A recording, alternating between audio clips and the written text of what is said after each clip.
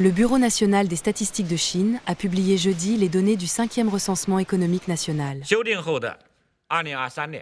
Le PIB révisé en 2023 est de 129 400 milliards de yuan, soit une augmentation de 3 400 milliards de yuan ou 2,7% par rapport au calcul préliminaire.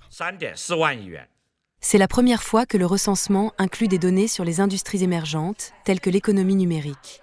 Le recensement couvre les secteurs secondaires et tertiaires, avec en tête le commerce de gros et de détail, soit plus de 10 millions d'entités, la location et les services aux entreprises comptant 4,6 millions d'entités et l'industrie manufacturière et ses plus de 4 millions d'entités.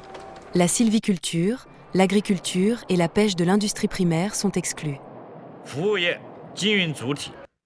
Le nombre d'entités opérant dans l'industrie des services a considérablement augmenté, devenant une force importante pour soutenir la croissance économique et promouvoir des emplois de qualité. En 2023, la valeur ajoutée de l'industrie tertiaire représentera 56,3% du PIB, soit une augmentation de plus de 2 points de pourcentage par rapport à 2018.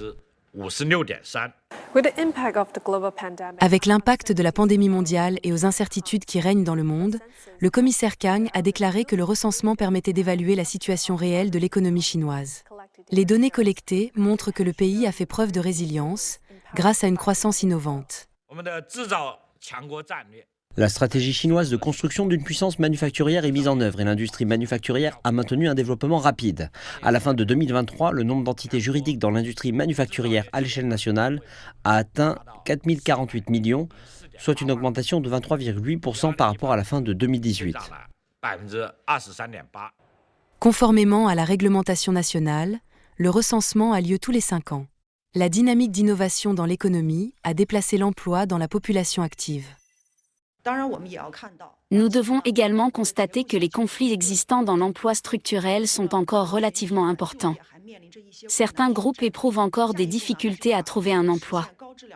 La prochaine étape consistera à placer la promotion d'un emploi de qualité et de pleine quantité au premier plan et à renforcer les politiques de soutien à l'emploi pour les groupes ciblés.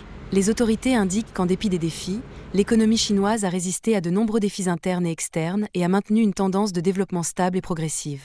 Les données collectées ont montré une base solide et le potentiel du pays à prospérer sur la voie de la modernisation.